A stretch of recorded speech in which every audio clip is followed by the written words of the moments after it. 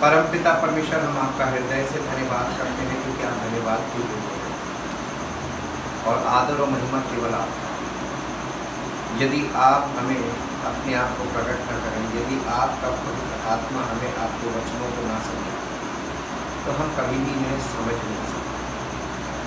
हम धन्यवाद करते हैं पिता परमेश्वर के आपके वचनों का प्रकाश हमारे दिल और दिमाग में प्रकाश की नाई चमके और हम सब लोग आपके बढ़ते प्रभु यीशु मसीह को, जो हमारे जीवन की ज्योति है, जो हमारा उद्धार करता है, जो हमारा अनंत जीवन है, उसको जाने भी और अनंत जीवन के वारिस बने, ताकि हम सबका जीवन आपके पुत्र के सदृश हो और आपके पुत्र के द्वारा आपकी महिमा हमारे जीवन से हो। वो महिमा जो प्रकट होनी चाहिए, वो आप प्रकट करना चाहते हैं, और सारी महिमा इस प्रार्थना को आपके प्रभु यीशु मसीह के नाम से आमीन। Praise the Lord. हम परमेश्वर का धन्यवाद करते हैं। वर्ड ऑफ गॉड पार्ट 5 के लिए, law shows the way of life and death, the blessings and the curses. व्यवस्था जो है, the law shows us the way. Jesus said, I am the way. Connectivity देखिए, law shows us the way of life and the way of death, the way of blessings and the way of curses. ये दोनों चीज़ें, जो दो अलग अलग चीज़ें हैं, life and blessings, death and curses, ये दोनों चीज़ों का ये कॉम्बिनेशन है। अब आप याद कीजिए, मैंने आपको कॉम्बिनेशंस के बारे में बोला था। Always remember the combinations. परमेश्वर ने बहुत सी चीज़ों के कॉम्बिनेशन बनाए, जैसे मेल एंड फीमेल, ये एक दूसरे के बिना अधूरे, कॉम्बिनेशन में ही ये ठीक है। और राइट कॉम्बिनेशन होना चाहिए, राइट काइंड कॉम्बिनेशन होना चाहिए, है ना। जिस प्रजाति से उसके साथ जोड़ा बनता है, उसी प्रजाति का जोड़ा बनता है, राइट कॉम्बिनेशन, ठीक। तो कॉम्बिनेशन हमेशा दिमाग में रखिएगा। परमेश्वर के वचन को जब आप स्टडी करते हैं, we must know about the combinations. तो combinations, आप लोगों ने सुना होगा combination lock, सुना कभी? कभी नहीं यूज़ किया combination lock? combination lock जिसमें नंबर्स मिलाते हैं और वो नंबर्स का आपका अपना पर्सनल कोड होता है। जिस नंबर पे आप उसको सेट कर दीजिए, तो वो 3 या 4 की सीरीज़ में होता है, वो कॉम्बिनेशन लॉक कहलाता है। कॉम्बिनेशन लॉक केवल उसी व्यक्ति को मालूम होता है जो व्यक्ति उसमें वो लॉक डालता है ना जी। अब आप उसको दूसरा और देख लीजिए, आजकल लोग मोबाइल में पासवर्ड्स डालते हैं, तो पासवर्ड भी is a type of combination lock, वो आप ही को मालूम है ना। तो कॉम्बिनेशंस जो है उनमें लॉकिंग होती है, ठीक। अब आप लोगों को और एडवांस, हम लोग आगे चल रहे हैं, तो एडवांस में जब जाते हैं तो हम एडवांस लेवल पे जाते हैं, ठीक है। इसके लिए वर्स निकालिए, व्यवस्था विवरण की पुस्तक, the book of Deuteronomy chapter 30 verse 19। मैं आज आकाश और पृथ्वी दोनों को तुम्हारे सामने इस बात का गवाह बनाता हूँ, साक्षी बनाता हूँ कि मैंने जीवन और मरण, आशीष और श्राप तो तुम्हारे आगे रखा है। परमेश्वर ने जब इजराइलियों को व्यवस्था दी थी, तो व्यवस्था का उद्देश्य वहाँ पे भी देखिए और फिर न्यू टेस्टमेंट में आके देखिए, कंपेयर कीजिए। व्यवस्था क्यों दी थी? व्यवस्था के द्वारा उसने उनके सामने मृत्यु और जीवन, मरण और जीवन, और आशीष और लाभ, ये दोनों रखा था। आशीष का संबंध जीवन से है और श्राप का संबंध मृत्यु से, ठीक है। तो श्राप जो है वह मृत्यु की ओर ले जाता है और आशीष हमें जीवन की ओर ले जाता है, ठीक। इसलिए तू जीवन ही को, ये उसकी इच्छा है, वो अपनी इच्छा प्रकट कर रहा है। वो कह रहा है कि मैंने तुम्हारे सामने आशीष और श्राप और जीवन मरण दोनों रखे, अब तुम चुन लो इसमें। और उसने कहा कि मैं ये चाहता हूँ कि तू जीवन ही को अपना ले कि तू तू और तेरा वंश कि तू और तेरा वंश दोनों जीवित रहे। काली तू जीवित न रहे, तू अगर ग्रहण करेगा तो तेरा वंश भी जीवित रहेगा, क्योंकि आप आज विश्वास कर रहे हैं, कल आपके बच्चों में भी यही विश्वास आ जाएगा और उनको भी जीवन मिलेगा। तो ये जनरेशन टू जनरेशन जाने वाली चीज़ है।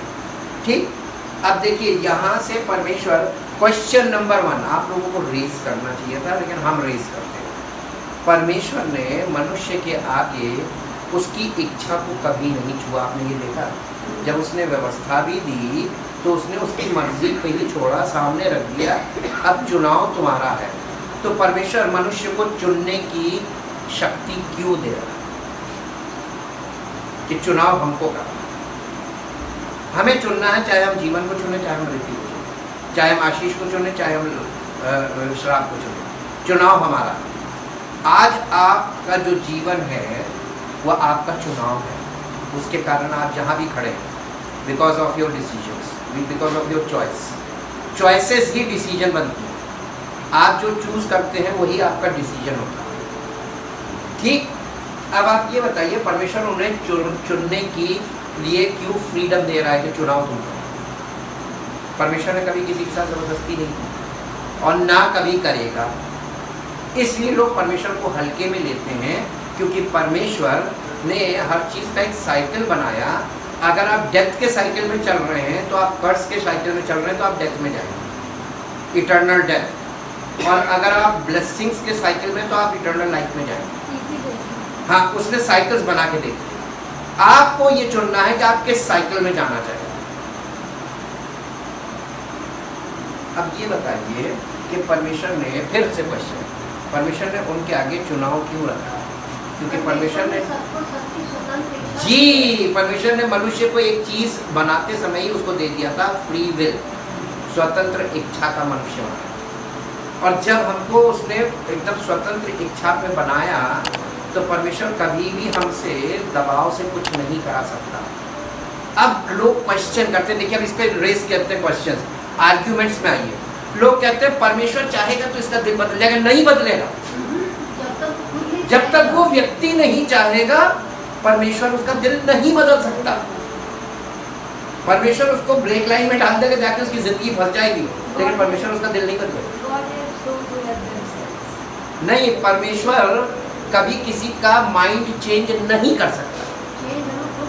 जी, आपको चूज करना पड़ेगा, lord I want to change my mind. मैं अपने हृदय को और अपने माइंड को चेंज करूं तो परमेश्वर हमको सपोर्ट करेगा by his Holi spirit and by the word of God. पवित्र आत्मा पवित्र वचन के द्वारा हमको इस बात के लिए कि अगर हम अपना माइंड चेंज लेना मांगते हैं, हम अपने हृदय को बदलना मांगते हैं, अपने विचारों को बदलना मांगते हैं, तो परमेश्वर हमारी मदद ज़रूर करेगा, ये उसका वायदा। लेकिन आप कहिए कि कोई व्यक्ति बिल्कुल ईवल स्टेज में हो और वो व्यक्ति को परमेश्वर एकदम से स्वर्गदूत बना दे या अपने पुत्र के साथ, नहीं बनाएगा। फ्री विल दी है, जिसने फ्री विल दी, इसीलिए युगों से युगों तक का समय उसे लगा, क्योंकि यहाँ पर वो आपको बता सकता है, दिखा सकता है, जता सकता है और आपको चुनाव खुद करना है। तो अब ये बताइए, ह्यूमन रेस की शुरुआत फॉलन स्टेट में हुई है, चुनाव ही गलत था, तो उसके चुनाव कैसे होंगे? कभी भी, यानी उसके चुनाव हमेशा उसके माइंड में, उसके नेचर में ईविल है, तो वो कभी भी राइट चुनाव नहीं कर पाएगा। इसको इंग्लिश में एक वर्ड है डिप्रेव। डिप्रेव का मतलब होता है, नहीं, डिप्रेव का मतलब होता है डिप्रेविटी, डिप्रेव्ड माइंड। डिप्रेव का मतलब होता है कि यानी चरित्रहीन। चरित्रहीन मनुष्य फॉलन स्टेट में है तो वो चरित्रहीन है, डिप्रेव्ड है, और परमेश्वर उसको अच्छा बनाना मांगता अपने पुत्र के स्वरूप में। लेकिन परमेश्वर तभी ये कर पाएगा जब वो व्यक्ति परमेश्वर की बातों को महत्व देगा अपनी लाइफ में, एक्सेप्ट करेगा, फॉलो करेगा, उसमें मन लगाएगा, यत्न करेगा, तब परमेश्वर उसकी मदद करेगा। कोई व्यक्ति किसी की गुलामी में है, किसी ने खरीद लिया, पुराने ज़माने में लोग इंसानों को खरीद के गुलाम बना लेते हैं, उसके उस खरीदे हुए गुलाम को आप कैसे छुड़ा सकते हैं? फिर हम आपके सामने रीजनिंग ला रहे हैं। जब तक वो वहाँ से छूटना नहीं चाहेगा तब तक आप उसको छुड़ाने दें, पहला पॉइंट। दूसरा पॉइंट, अगर वो छूटना चाहता है तो एक ही तरीका है कि आप उसको वहाँ से तभी ले सकते हैं जब आप उसको उसका दाम दे दें मालिक को, उसको आप खरीद लें। अब आप एक बात बताइए, अगर आप उसको खरीद के छुड़ाना मांगते हैं, ठीक है, और उसका मालिक उसको बेचना नहीं मांगता, तो क्या आप छुड़ा पाएंगे? अनलॉफुल वे नहीं होना चाहिए, लॉफुल वे होना चाहिए।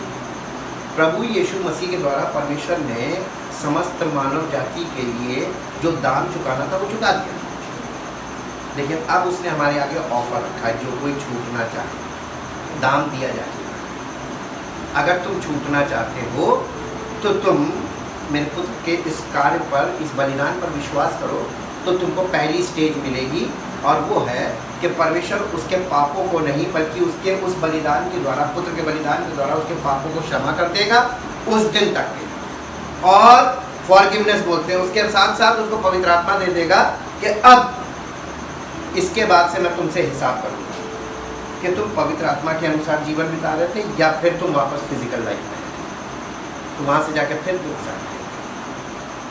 तो एक चांस है, ये जो जस्टिफिकेशन है वो एक चांस है, उसके बाद जजमेंट। और जस्टिफिकेशन के बाद होली स्पिरिट के द्वारा हम अगर पवित्र आत्मा की अगुवाई में चलते हैं तो हमको पाप के स्वभाव से वो पहले छुड़ाता पवित्र आत्मा, क्योंकि हमारे सोल में काम करता है इंटरनली, और फिर वो हमको इतना प्रिपेयर करता है कि we are free from the power of sin and presence of sin. जब यीशु मसीह आएगा तो हमको प्रेजेंस ऑफ सिन से निकाल लेगा, यानी इस पाप की देह से लेकर हटाकर, और हमको ऐसी स्वर्गीय देह दे देगा जिसमें हमको, यानी जो हमें पाप की ओर नहीं खींच सकती। ये हमारा सेकंड पार्ट, थर्ड पार्ट होगा। तो फर्स्ट, सेकंड, थर्ड पार्ट अब हम आज इसको शुरू कर रहे हैं, इसलिए बेसिक्स है। How we are under the curse. गलातियों की पत्री 3 अध्याय 10 पद, पहले हिंदी में फिर इंग्लिश में। इसलिए कि जितने लोग व्यवस्था के कामों पर भरोसा रखते हैं वे सब श्राप के अधीन हैं, क्योंकि लिखा है जो कोई व्यवस्था की पुस्तक में लिखी हुई बातों के करने में स्थिर नहीं रहता, करता है लेकिन करने में स्थिर नहीं रहता है, वो श्रापित है। आज पूरी दुनिया में समस्त मानव जाति श्रापित क्यों है मालूम? वो धर्म कर्म कर रही है लेकिन परमेश्वर की इच्छा में स्थिर नहीं, अपनी इच्छा से कर रही है। ठीक, अब इसको इंग्लिश में पढ़ो और क्लियर हो। And all who depend on the law, who are seeking to be justified by obedience to the law of rituals, by the obedience to the law of rituals। अब एक मिनट रुक जाना, बहुत धीरे चलना, ये बेसिक्स है। लॉ ऑफ रिचुअल्स का मतलब क्या? आप जितने भी दुनिया में लोग हैं ये लॉ ऑफ रिचुअल लेकर खड़े हैं, कर्म कांड जिसको बोलते हैं साधारण भाषा में, कि हम ये करेंगे तो प्रभु प्रसन्न हो जाएंगे, हम ये दिया जला देंगे तो प्रभु प्रसन्न हो जाएंगे, हम ये चढ़ावा चढ़ा देंगे तो प्रभु प्रसन्न हो जाएंगे। यही तो है। तो ये जो लॉ ऑफ रिचुअल्स है, ये कर्म कांड, इसके ऊपर अगर आप भरोसा करते हैं कि आपको उद्धार मिलेगा, इससे पापों की क्षमा हो जाएगी, इम्पॉसिबल, हो ही नहीं सकता। फिर हमारा कानून ये क्यों कहता है, फिर हमको सजा क्यों सुनाई जाती कोर्ट से? एक बहुत धर्म का पालन करने वाले को भी सजा सुनाई जाती जब वो दोषी पाया जाता है, जब वो दोषी करार होता है। क्यों नहीं चढ़ावा चढ़ा के वहाँ से छूट सकते? जब हम अपने कानून में भी चढ़ावे से नहीं छूट सकते, दिखावे से नहीं छूट सकते, तो वहां से कैसे छूट जाएंगे? लोगों के पास सेंसलेस हो गए। All human beings are senseless about the law. उन्होंने सब कुछ एकदम हल्के में ले लिया। जी, are under a curse are under a curse, ये जो रिचुअल्स की व्यवस्था लेकर लोग खड़े हुए, ये अंडर द कर्स है, ये श्राप के अधीन है। और आप घर घर झांक के देख लीजिए, आपको हर घर में श्राप ना दिखे तो कहिएगा श्राप मालूम क्या है? कमाई ज्यादा है लेकिन खर्चे उससे ज्यादा हैं, कर्जे में डूबे हुए, ये श्राप है। उनके घर में बीमारियां जड़ से जड़, लोग बीमारियों में लिप्त है। और डॉक्टर की फीस देख लीजिए, ट्रीटमेंट देख लीजिए, सब चीजों कोई कमी नहीं। सारा पैसा कहाँ जा रहा, सारी इनकम कहाँ जा रही है? डॉक्टर।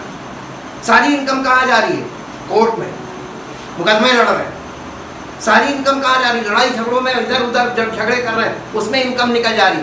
तो टोटल इनकम का आप कितना खा पा रहे हैं? इनकम में कमी नहीं है, आज इनकम बहुत है लेकिन खर्चे क्यों बढ़ रहे? बिकॉज ऑफ सिन, कर्ज, श्राप लगा हुआ पीछे। और श्राप जो है ना, पूरे पूरे परिवार को नष्ट कर देता है। श्राप कभी नहीं खत्म होता। और ये श्राप क्यों? Law of rituals. परमेश्वर मना नहीं करेगा, स्वतः दिक्कत छोड़ दे, जा कर देख कितनी पीढ़ी तक तू करेगा। एक पीढ़ी ऐसी आएगी जो ये मान जाएगी और जान जाएगी कि परमेश्वर को छोड़ कोई सच्चा है नहीं। ये लिखा हुआ जी। and doomed to disappointment And doomed to disappointment and destruction, and destruction, for it is written for it is written in the scriptures, cursed, accursed, accursed, devoted to destruction, devoted to destruction, doomed to eternal punishment, doomed to eternal punishment, be everyone, be everyone। कितने लोग हैं? everyone, Everyone, every human being is under the curse। Ji, who does not continue who does not continue to abide, to abide, live and remain live and remain by all precepts by all precepts and commands and commands written in the book of law, written in the book of law and to practice them. and to practice them। कोई भी परमेश्वर की व्यवस्था को नहीं माना। व्यवस्था तो है लेकिन किसकी? रिचुअल्स की व्यवस्था, कर्म कांड वाली। और परमेश्वर, तुम शरीर से जो कुछ भी कर रहे हो सब सिन, क्योंकि ये शरीर सिंफुल है और तुम्हारा स्वभाव सिंफुल है। आगे देखते मनुष्य ऐसा कर क्यों रहा है? We are born sinners and we have sinful nature. Adam के समय से, जब आदम ने पाप किया, परमेश्वर की उपस्थिति से बाहर हो गया, पति पत्नी दोनों, उसके बाद संतानें उत्पन्न हुई। हम किसकी संतान हैं? नहीं, आदम की। और आदम जब वहां से निकाला गया था तो किस दशा में निकाला गया? Spiritually dead, physically alive. हम क्या हैं? तो इसका मतलब we have a sinful nature. ठीक, वी आर बॉर्न सिनर। हम हमारा जन्म ही पाप में ही हमारा हुआ, क्योंकि हमारे माता पिता, फिर उनके माता पिता, ऐसे आप बैक जाइए तो आदम से कनेक्ट हो जाएगा। तो आदम से सारी मानव जाति जब फैली तो आदम ने पाप किया और वो वाला इफेक्ट सब मनुष्यों में फैल गया।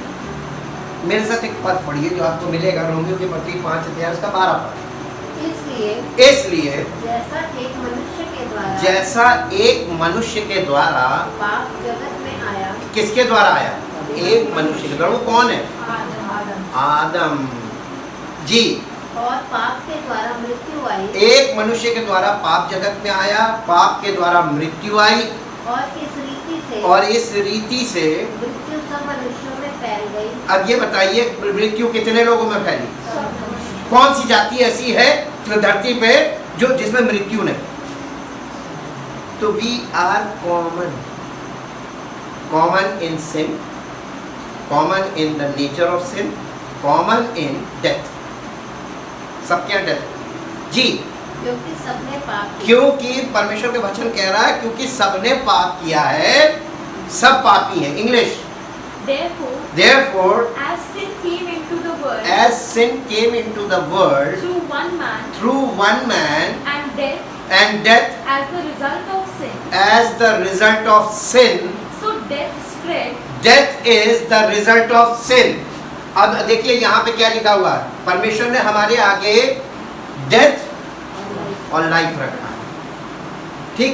Life is the result of salvation, है ना। Death is the result of sin, और ये डेथ का मतलब यहाँ पर इटर्नल डेथ से है, फिजिकल डेथ से नहीं। Physical death is the point कि हम पहले से मरे हुए थे आत्मिक तौर पर और शारीरिक तौर पर मर गए, तो हमारा विनाश हो गया, क्योंकि अब हमारे पास कुछ बचा नहीं जो परमेश्वर के पास जाए। लेकिन जब हम मसीह में होते हैं तो हमारा शरीर मरता है लेकिन हमारा प्राण नहीं मरता, और प्राण और आत्मा परमेश्वर के पास चली जाती है उसके इकलौते पुत्र प्रभु यीशु मसीह के द्वारा। इसलिए इसको इटर्नल लाइफ बोला गया है। हमारे प्राण को जीवन मिलता है, हमारी आत्मा को जीवन मिलता है। लेकिन जब व्यक्ति प्रभु यीशु मसीह को ग्रहण नहीं करता, उस पर विश्वास नहीं करता और पवित्र आत्मा के अनुसार जीवन में व्यतीत नहीं करता, उसकी मृत्यु होती है। तो पहले से वो स्पिरिचुअली डेड और फिर फिजिकल डेथ, टोटल लॉस। इसलिए डेथ का मतलब यहाँ पर इटर्नल डेथ से है जी। So death spread So death spread to all men, to all men, no one being able to no one being able to stop it or to escape its power, or to escape its power, because all men sinned. because all men sin. यहाँ ज़्यादा clear है, कोई व्यक्ति इससे बच नहीं सकता क्योंकि सबने पाप किया। पहले तो हमको ये चीज़ मानने को हम तैयार नहीं होते कि हम पाप। परमेश्वर ने व्यवस्था क्यों दी थी? ताकि व्यवस्था हमको ये दिखाए कि हम पापी। और जब हम देखेंगे कि हम पापी हैं और हम कुछ नहीं कर सकते, हम मृत्यु के वश में हैं, हम श्राप के वश में हैं, तो परमेश्वर ने हमारे लिए इंतज़ाम किया था अपने पुत्र का बलिदान करके। पहले से everything is well prepared, pre plan, कि जो कोई विश्वास करेगा इसमें उसको जीवन मिलेगा। और जीवन खाली नहीं मिलेगा, पहले ब्लेसिंग मिलेगी, फिर जीवन मिलेगा, आनंद जीवन जी। अब इसके बाद हम आते हैं तीसरा, sin was in the world before ever the law was given. यानी पाप जगत में पहले से था आदम के बाद से, लेकिन व्यवस्था दिए जाने के पहले भी पाप था, लेकिन पाप की कोई गिनती नहीं थी। क्यों नहीं थी? रोमियो की पत्री उसका 5 अध्याय का 13 पद पढ़िए। व्यवस्था के दिए जाने तक पाप जगत में तो था, पाप जगत में तो था, परंतु जहाँ व्यवस्था नहीं वहाँ पाप गिना नहीं जाता। वहाँ पाप जब कोई कानूनी नहीं है तो आप किस कानून के अंतर्गत किसी को बताएंगे कि तुमने ये गुनाह किया? फिर तो सब जायज़ है। आप ये चीज़ देखिए, अपनी लाइफ में झांक के इंट्रोस्पेक्शन साथ साथ करिएगा, अपने अंदर झांक के देखिए। जब अगर आप परमेश्वर को और उसके वचन को नहीं जानते हैं जब, तो आपके लिए बहुत सी चीज़ें, आपकी भावनाएं जो है वो लाइन क्रॉस कर जाती हैं। कई बार हम इतना ज़्यादा भावुक हो जाते हैं और भावनाओं में ऐसी ऐसी बातें बोल देते हैं, इसका मतलब हम पाप कर जाते हैं, भावनाओं से पाप कर जाते हैं, हम विचारों में पाप कर जाते हैं, और उसके बाद हम शारीरिक रूप से तो करते ही करते हैं। तो पाप हम हर तरफ से करते हैं जब हम परमेश्वर को, उसकी व्यवस्था को नहीं जानते, या उसके उस यानी लिमिटेशंस को नहीं जानते कि कितनी लिमिट उसने हमें दी। बच्चे को अगर ये मालूम है कि कोई चीज़ ठेले पे रखी हुई है, वो खरीदी जाती है, जब तक बच्चा यानी अबोध होता है, वो ठेले पर से अगर चीज़ उठा लेगा वो चोरी नहीं है, क्योंकि उसको मालूम ही नहीं है चोरी। लेकिन एक बात बताइए, बड़ा आदमी जाके ठेले पर से कुछ उठा लेगा, पिट जाएगा, है ना? क्यों? वही काम छोटा बच्चा कर रहा तो कोई प्रॉब्लम नहीं। बच्चों को तो ठेले वाले अपने आप ही दे देते हैं। बच्चे को ठेले वाले अपने, लेकिन बच्चे ने उठा भी लिया तो कोई प्रॉब्लम नहीं। ये बताइए कि आप और हम स्पिरिचुअली कब मैच्योर होंगे? जब हमको ये मालूम होगा कि ये चीज़ इससे ज़्यादा ये गलत है। कब होगा?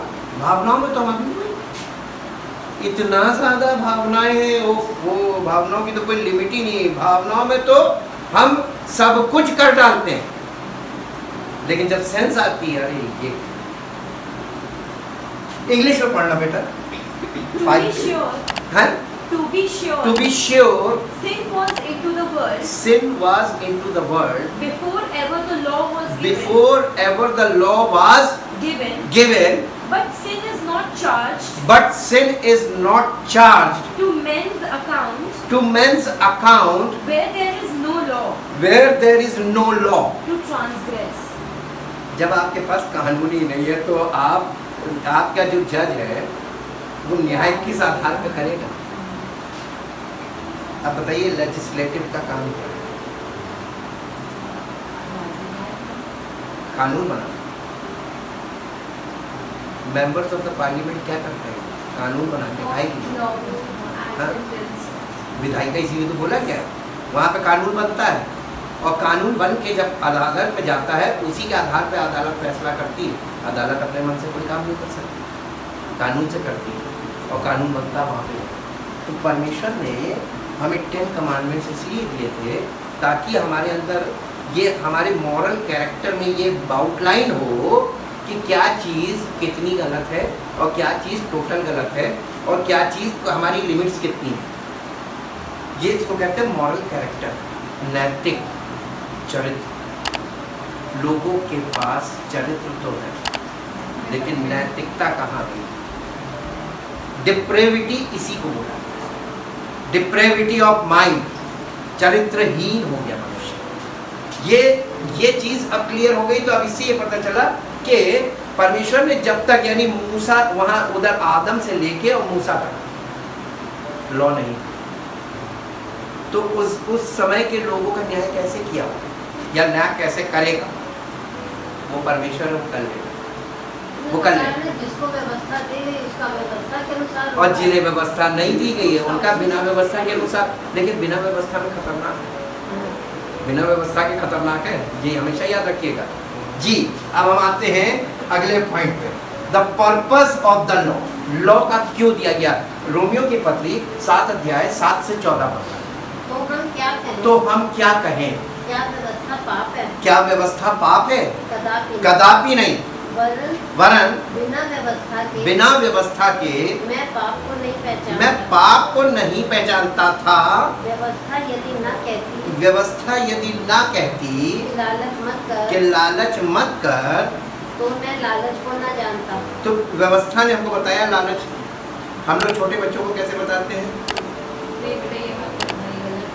नहीं, उसको फिर एक शब्द देते हैं, ये लालच है, ये मत करना। किसी से मांगा नहीं जाता, किसी को, हम लोग उसको, तो हम उसको सिखा रहे हैं। ठीक वैसी व्यवस्था हमको सिखाती है कि क्या चीज़ गलत है और क्यों गलत है। व्यवस्था के, अगर व्यवस्था ना कहती कि लालच मत कर, तो मैं लालच को नहीं जानता था। परंतु पाप ने आकर पाप ने अवसर पाकर आज्ञा के द्वारा मुझ में सब प्रकार का लालच उत्पन्न किया। किसने किया? पाप ने आकर। ओ, तो व्यवस्था सामने रख के और पाप यहाँ काम कर रहा है हमारे अंदर। हम सामने व्यवस्था रखे, हम व्यवस्था में देख रहे हैं और हम ये सोच रहे हैं कि यार ये वाली चीज़ पाप है और मैंने की, अब इससे बचे कैसे? तो हम उसमें से जस्टिफिकेशन कर निकाल रहे हैं कि हम क्या बोलेंगे, कैसे बोल के छूटेंगे। अब आप देखिए, जब आपसे कोई गलती हो जाती है तो आप अपने बचाव के लिए क्या सोचते हैं? हम ये कह देंगे, ऐसे कह देंगे, दिमाग में क्या चलता है? जस्टिफिकेशन चलने लगता फौरन सफाई क्या देनी है, फौरन क्या, यानी वो झूठ भी होगा तो झूठ ऐसा बोलो कि सच लगे। वो जस्टिफिकेशन जिसको कहते हैं अपनी सफाई। हम अपनी सफाई देने लगते हैं। बड़े से बड़ा पापी, बड़े से बड़ा अपराधी भी अपनी सफाई में बहुत दावे के साथ बोलता है ना? कोर्ट में जो लोग काम करते हैं उनसे पूछिए जी। क्योंकि बिना व्यवस्था पाप होता है। देखिए, पाप को परमेश्वर, उसने, आदम ने पाप किया, लेकिन परमेश्वर उसको कैसे कहे कि तुमने पाप किया? क्योंकि वो पाप, उसको मालूम ही नहीं कि पाप क्या है और हमने क्या पाप किया। तो पहले तो कॉन्शियसनेस ऑफ सिन लाना होगा। तो कॉन्शियसनेस ऑफ सिन आएगी थ्रू लॉ। अब आप ये बताइए कि मैक्सिमम लोग अपने आप को अन्य जातियों में अपने आप को पापी क्यों नहीं मानते? Because they don't have the consciousness of sin, but they are sinners. भयानक पाप कर रहे हैं, लेकिन उनके पास पाप की समझ ही नहीं कि पाप कहते किसे, भावना ही इतनी हावी है। जी, मैं तो व्यवस्था बिना पहले मैं तो व्यवस्था बिना पहले जीवित था, परंतु जब आज्ञा आई परंतु जब आज्ञा आई तो पाप ही गया। तो कौन जी गया? मनुष्य। ये मूसा के समय की बात है, वो बोल रहा है, पौलुस बता रहा है, ये पौलुस इतना अच्छा क्लियर कर रहा है, कहने लगा मैं तो पाप बिना पहले जीवित था, परंतु जब आज्ञा आई तो पाप जी गया, मैं मर गया। तो पहला मनुष्य कब मरा? जब व्यवस्था आई। उससे पहले आदम आत्मिक तौर पे मरा, फिर नैतिक तौर पे कब मरा? जब व्यवस्था आई, है ना? व्यवस्था आई, पाप जी गया, मैं मर गया, ये नैतिक तौर पे मरा। जी, और वही आज्ञा तो जीवन, और वही आज्ञा जो जीवन के लिए थी, मेरे लिए मृत्यु का कारण बनी, क्योंकि पाप ने अवसर पाकर, क्योंकि पाप ने अवसर पाकर आज्ञा के द्वारा मुझे बहकाया। ओ, हवा को किसने बहकाया था? शैतान ने।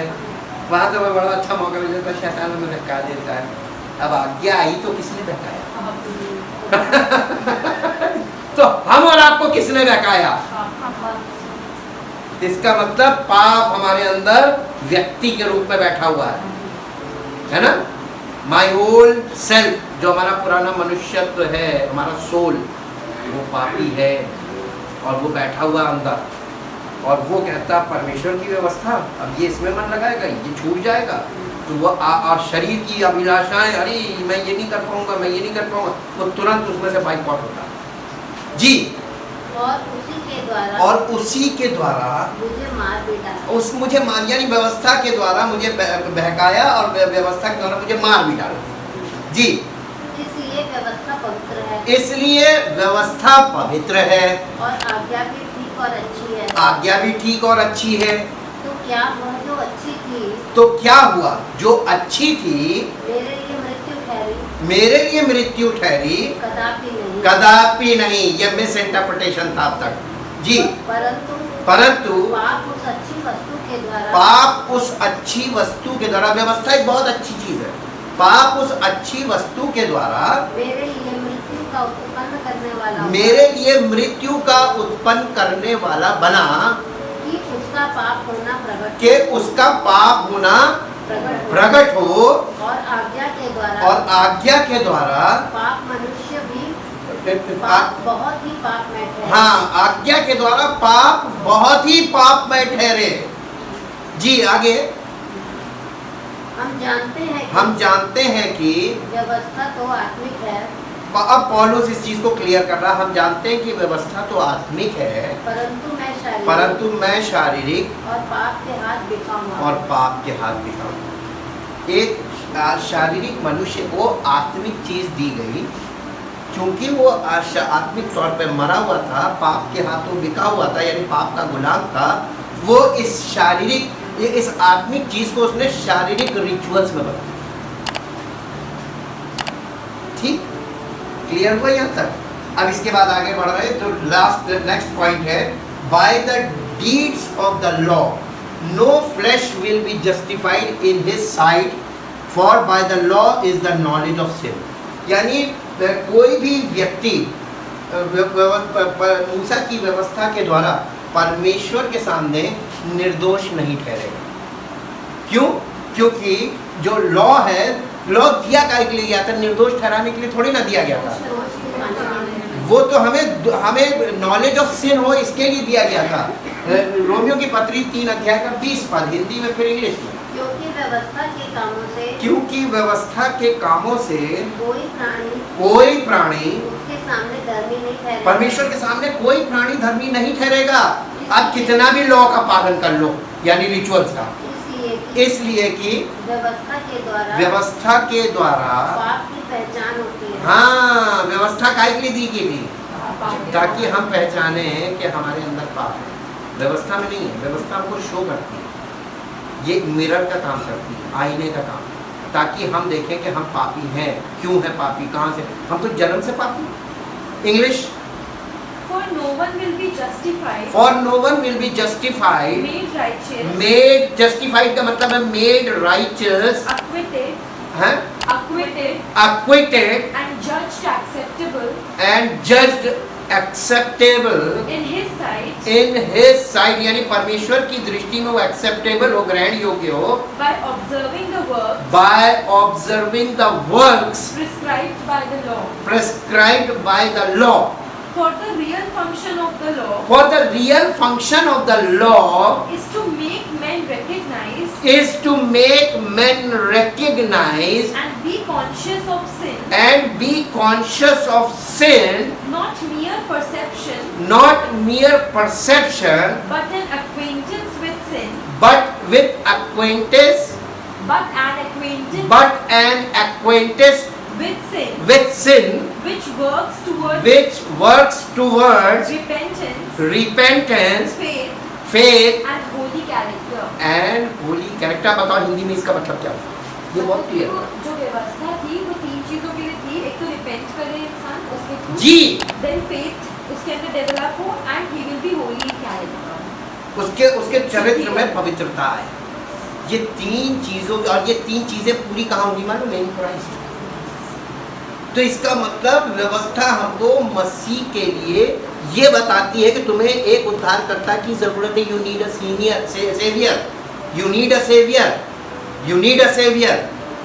आपको और हमको एक सेवियर की जरूरत है, जिसके द्वारा जब हम मन फिराएं तो हमको कोई माफी मिल जाए।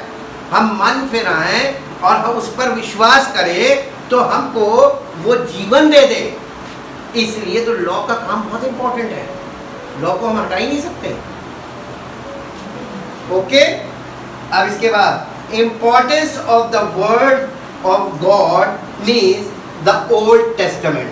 दूसरा तीमुथियुस 3:15 पर पुराने नियम का क्या महत्व है? और बचपन से पवित्र शास्त्र यानी ओल्ड टेस्टामेंट तेरा जाना हुआ है, जो तुझे मसीह पर विश्वास करने से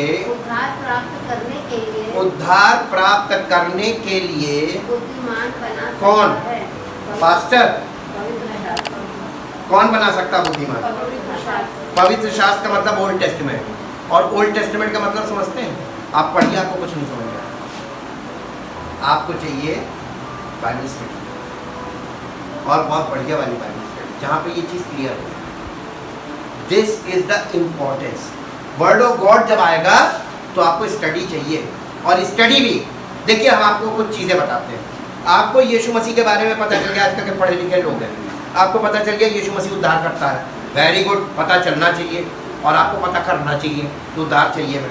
दूसरी बात, यीशु मसीह आपको नाम पता चला। अब ये बताइए, आपको यीशु मसीह का नाम पता चल गया, आपको बाइबल भी मिल गई। आजकल बाइबल आप खरीदिए, ऑनलाइन डाउनलोड कर लीजिए बाइबल, यानी आपको लिखित वचन भी मिल गया। आपको लिखित वचन भी मिल गया, यीशु मसीह की शरण में गए, आपको उद्धार यानी आपको पापों की क्षमा भी मिल गई और पवित्र आत्मा का गिफ्ट भी मिल गया। Then I have a question. अगर आपको सब कुछ खुद हो गया तो आप स्टडी किसके द्वारा? आपको यीशु मसीह का नाम पता चला, आप उसकी शरण में गए, उद्धार मिल गया, आपको बाइबल भी मिल गई, आपको यीशु मसीह से पापों की क्षमा भी मिल गई और पवित्र आत्मा का गिफ्ट भी मिल गया। मैच्योर कैसे? स्टडी कैसे है? जब कोई पवित्र आत्मा से प्रेरित Yes! उसको एक्सप्लेन करेगा। सबकी बुद्धि घूम गई, एकदम सन्नाटे में आ गए। मालूम क्यों? ये इंडिपेंडेंट सोच है कि हम सब कुछ खुद कर लेंगे, और नहीं हो सकता। यीशु मसीह नए नियम में इसीलिए लिखा, उसने कुछ को प्रेरित, कुछ को भविष्यवक्ता क्यों किया? ताकि लोग मैच्योरिटी को पहुंचे। आप उद्धार पा सकते हैं, लेकिन उद्धार के में आप बढ़ नहीं सकते, ग्रोथ नहीं मिलेगी। तो आपको जितनी चीज हमने पहले बताई उसके साथ एक व्यक्ति की भी जरूरत है, और वो भी spirit field, led by the spirit person होना चाहिए। हालेलुया। तो परमेश्वर का धन्यवाद करना चाहिए हर बात के लिए, क्योंकि जो कुछ हमारे भक्ति और जीवन से संबंध रखता है, उसने सब कुछ अवेलेबल किया। This is the love of God. ठीक, ये वर्ड ऑफ गॉड का बहुत इंपॉर्टेंट पार्ट है। इसका पहला तिमोथी 3:15 हिंदी में पढ़ा, इसको इंग्लिश में पढ़ दो बेटा। And how from your childhood And how from your childhood you have had a knowledge of and been acquainted with the sacred writings, the sacred, देखिए sacred writings का मतलब ओल्ड टेस्टामेंट ही है जी, ये लॉ के लिए बोल रहा है। which are able to instruct you Which are able to instruct you and give you the understanding and give you the understanding for salvation, which comes through through faith in Christ Jesus, faith in Christ Jesus, through the leaning of through the leaning of the entire human personality the entire human personality on God on God in Christ Jesus, in in absolute trust and confidence in His power, and confidence in His power, wisdom and goodness. and goodness। अब ये बताओ, ये सारी चीजें जो लिखी हुई हैं, ये कैसे पूरी होंगी हमारे जीवन में? नहीं, यीशु मसीह के द्वारा कैसे पूरी हो जाएगी? यीशु मसीह आपको मिल गया, आपको नाम पता चल गया, आपको बाइबल मिल गई, आपको उद्धार भी मिल गया, आपको पवित्र आत्मा भी मिल गया, उसके बाद बताओ? उसके बाद अब आपको सिद्धता की ओर बढ़ते जाना है। नहीं, किसके थ्रू? आपका एक पॉइंट बार बार मिस हो रहा है। स्पिरिट फील्ड आदमी के बिना आप आगे नहीं जा सकते। यस, अगर ऐसा होता तो पौलुस क्यों पुराना जी, गुरु के पैरों तो के पास हाँ, अब आप पॉइंट पे आए। सीखा। और वो जब खोजा आया था, वो जब पढ़ता हुआ जा रहा था, तो उसने उससे पूछा, फिलिपुस ने, कि जो तू पढ़ता समझता भी है? उसने कहा जब तक कोई ना समझाए, पुराना नियम बिना किसी के समझाए समझ में ही नहीं आएगा। बताइए उद्धार कैसे मिलेगा? एक व्यक्ति के द्वारा कितने लोग उद्धार पा सकते हैं, लेकिन उस एक व्यक्ति तक पहुंचने के लिए आपको सर्च करना भी तो आना चाहिए। अंडरस्टैंडिंग इतनी होगा आप करेक्ट पर्सन को पकड़े। यहाँ पर भी तो अभी एक लैप्सेस हैं। हालेलुया। एक और पॉइंट देखते हैं, रोमियो की पत्री 15 अध्याय उसका 4 से 6 पद। 4 पद, जितनी बातें पहले से लिखी गई वे हमारी ही शिक्षा के लिए लिखी गई। हाँ, पहले से लिखी गई मतलब यानी पुराने नियम की बात कर रहा है, ओल्ड टेस्टामेंट। जितनी बातें पहले से लिखी गई वो हमारी शिक्षा के लिए लिखी गई कि हम धीरज और पवित्र शास्त्र, फिर आ गया पुराना नियम, पवित्र शास्त्र के प्रोत्साहन द्वारा आशा रखे। तो पवित्र शास्त्र आपको आशा भी देगा, ठीक, समझ भी देगा, सारी चीजें देगा। इंग्लिश, ताकि तुम एक मन और एक स्वर में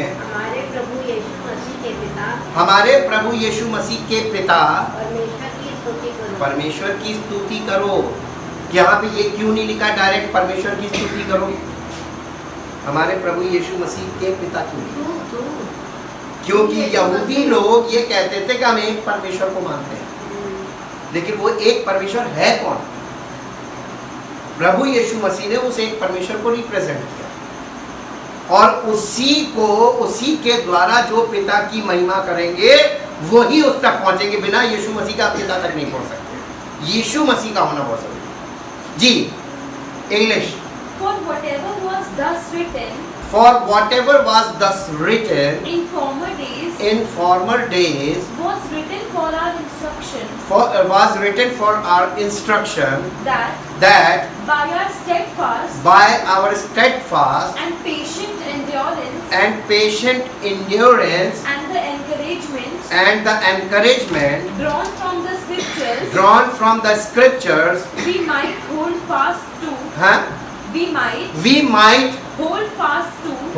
fast to and cherish hope.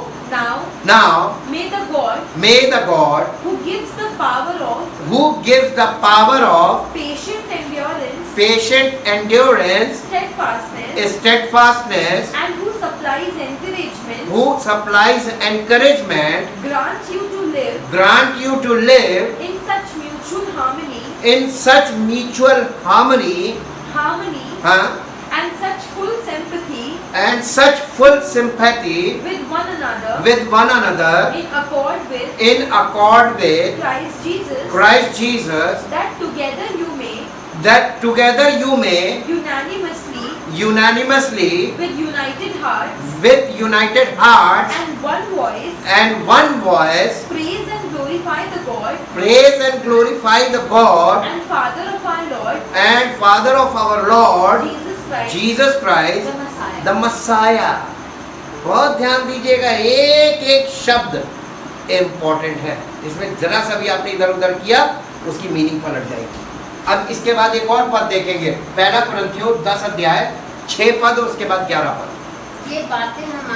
ये बातें हमारे लिए दृष्टांत ठहरी कि जैसे उन्होंने लालच किया वैसे हम बुरी वस्तुओं का लालच ना करें। किन्होंने किया लालच? किनकी बातें लिखा है कि हमारे लिए दृष्टांत है? ये ओल्ड टेस्टमेंट। मालूम इस्राएलियों को जब मिस्र से वो उस पार लाया था, लाल समुद्र पार, ये उस समय व्यवस्था के दिए जाने से पहले तक की बात है। और वहाँ पे ये बता रहा है कि ये बातें जो वहाँ पे हुआ था वो हमारे लिए एग्जाम्पल है, ताकि जैसे उन्होंने उद्धार पाने के बाद गुनाह किया, गुनाह की जिंदगी जीते रहे और फिर से फंस गए, हम गलती ना करें जी। परंतु ये सब बातें जो उन पर पड़ी जिस दृष्टांत की रीति पर थी और वे हमारी चेतावनी के लिए जो जगत के अंतिम समय में रहते हैं लिखी गई है। तो पुराना नियम कितना इंपॉर्टेंट है, जो आपको ये दिखा रहा है कि वहां पे उन्होंने क्या किया, तुम्हारे साथ भी बीतेगा एज इट इज। ठीक है, तो ओल्ड टेस्टमेंट की स्टडी बहुत जरूरी है, comparative English. Now these things are examples, warnings and admonitions for us not to desire or crave or covet or lust after evil and carnal things as they did. 11. Now these things befell them by way of a figure as an example and warning to us. They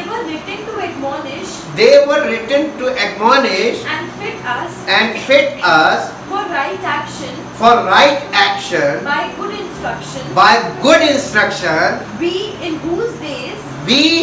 in whose days the ages have reached their climax, their consummation and concluding period. We are in this period. अब इसमें एक word आया है बीच में, instructions. तो instructions के लिए person होना जरूरी है। हालेलुया। और बिना इंस्ट्रक्शन के ओल्ड टेस्टमेंट आपको कभी नहीं दिया होगा। अब आते हैं अगले पॉइंट पे। Without Christ means Christless. इसका मतलब क्या होगा? क्योंकि आदम क्राइस्टलेस था या विद क्राइस्ट था? जब वहां से निकाला गया क्राइस्टलेस था, है ना, क्राइस्टलेस। अब हम इसको देखेंगे, ये क्राइस्टलेस का मतलब क्या होता है। इफिसियों की पत्री 2 अध्याय उसका 11 से 13 पद। इस कारण स्मरण करो तुम जो शारीरिक रीति से अन्य जाति हो और जो लोग शरीर में हाथ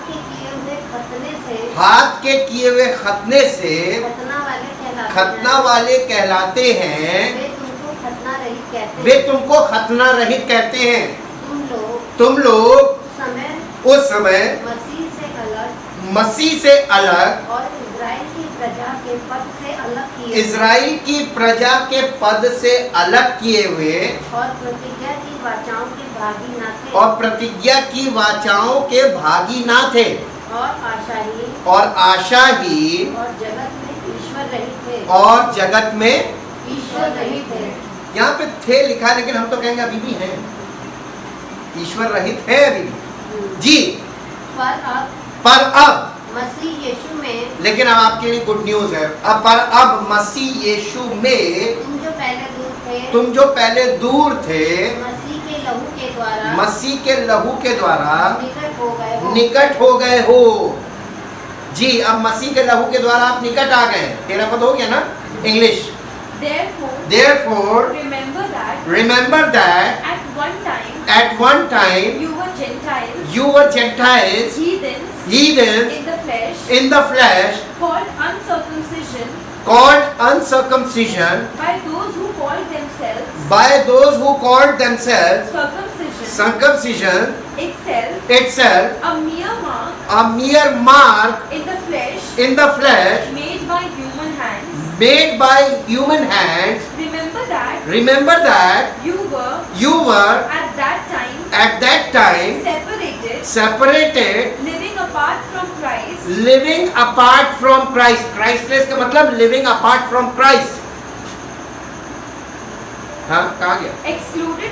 excluded from all part in him,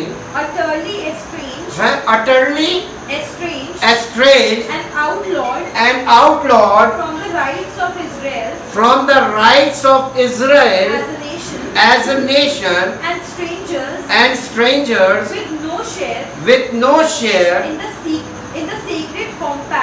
in the sacred compacts of the messianic prophecies promise with no knowledge of or right in God's agreements, his covenant यानी तुम उस वाचा में जुड़ नहीं सकते व्यवस्था के बिना। तुम्हें इसको देखकर ये मानना पड़ेगा कि मैं पापी हूँ, है ना? तो आपको ये चीज़ पहले लॉ रखा जाएगा सामने, आप उस लॉ को अग्री करेंगे, yes I am a sinner, I need a saviour. तब आपके अंदर अपने आप रिपेंटेंस शुरू हो जाएगा, रिपेंटेंस अपने आप शुरू हो जाएगा। अरे क्या मैं कितना गलत कर रहा था, मैं क्या, रीजनिंग आपके अंदर काम करने लगेगी खटाखट, और उसके बाद आप पवित्र आत्मा का काम शुरू हो जाएगा जी। Old testament is complementary. ये कॉम्प्लीमेंट्री में बहुत ध्यान दीजिएगा, there are two complementary words. एक कॉम्प्लीमेंट्री यहाँ पर है LE, उसमें LI है, यानी फ्री में आपको किसी के साथ किसी एक गिफ्ट फ्री मिलता है, that is called complementary PLI। लेकिन ये है complementary COMPLEMENTARY, complementary to the new testament. Old testament is complementary to the new testament. Complementary means होता है, complementary means they work well together. ये कॉम्बिनेशन कॉम्प्लीमेंट्री, इस complementary का मतलब है कॉम्बिनेशन, जोड़ा, एक दूसरे के बिना जुड़े। यस, ये कॉम्प्लीमेंट्री है। और अगर आपके पास न्यू टेस्टामेंट है और ओल्ड टेस्टामेंट नहीं है, आप न्यू टेस्टामेंट पढ़ते हैं, ओल्ड टेस्टामेंट नहीं जानते हैं, तो आप कभी भी उद्धार तक नहीं पहुंचेंगे। क्योंकि परमेश्वर का वचन नए नियम में ही ये बात तीमुथियुस ने को लिखी, पौलुस ने पत्री लिखी, और उसमें उसने बताया कि बचपन से पवित्र शास्त्र तेरा जाना हो, यानी ओल्ड टेस्टामेंट। ओल्ड टेस्टामेंट अगर आप अंडरस्टैंड कर ले गए तो न्यू टेस्टामेंट ऑटोमेटिकली क्लियर हो जाएगा। हमने आपको पहले क्या बताया था? The new testament is concealed in the old testament and the old testament revealed in the new testament. Complementary हुआ कि नहीं हुआ?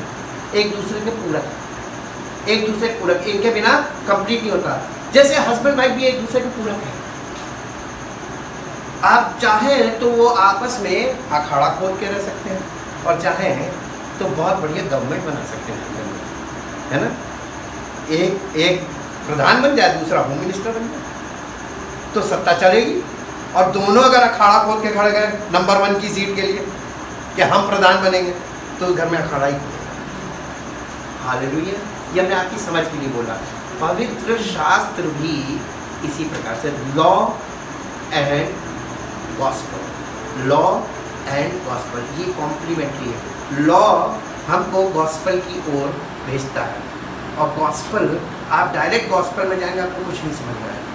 Thank you thank you thank you Jesus. परम पिता परमेश्वर, हम आपका दिल से धन्यवाद करते हैं। आपने वाकई में समस्त मानव जाति से बहुत प्यार किया और उनको आईना दिया ताकि वो अपने हृदय के उस आईने में देखें कि हम कितने पापी हैं। और जब हम इस बात को जान जाते हैं और मान लेते हैं, तब हमारे पास चुनाव करने के लिए आपने हमें छोड़ा है ताकि हम चुनाव खुद करें कि हम किधर जाएं। और जब हम आपके प्रभु यीशु मसीह पर विश्वास करके उद्धार पाते हैं, तो आप चाहते हैं कि वो उद्धार हमारे जीवन में पूरा हो। इसीलिए हमें पवित्र आत्मा गिफ्ट में दिया ताकि पिता परमेश्वर हम पवित्र आत्मा के द्वारा आपके वचन को और अच्छे से समझें और हम अंदर से हमारा स्वभाव पाप मुक्त हो। धन्यवाद करते पिता परमेश्वर आपके अद्भुत कामों के लिए जो आप करते हैं और जो आप कर रहे हैं और जो आप करते रहेंगे। चाहते प्रभु आपकी इच्छा और योजना हर एक मनुष्य में जो आपके वचनों को बहुत ध्यान से सुनता है और उन्हें ग्रहण करता है और उन्हें मानता है, उसके जीवन में आपकी महिमा प्रकट हो, आपकी इच्छा और योजना पूरी हो और आपका नाम हो। यीशु मसीह के नाम से आमीन। Praise the Lord. परमेश्वर आपको आशीष दे।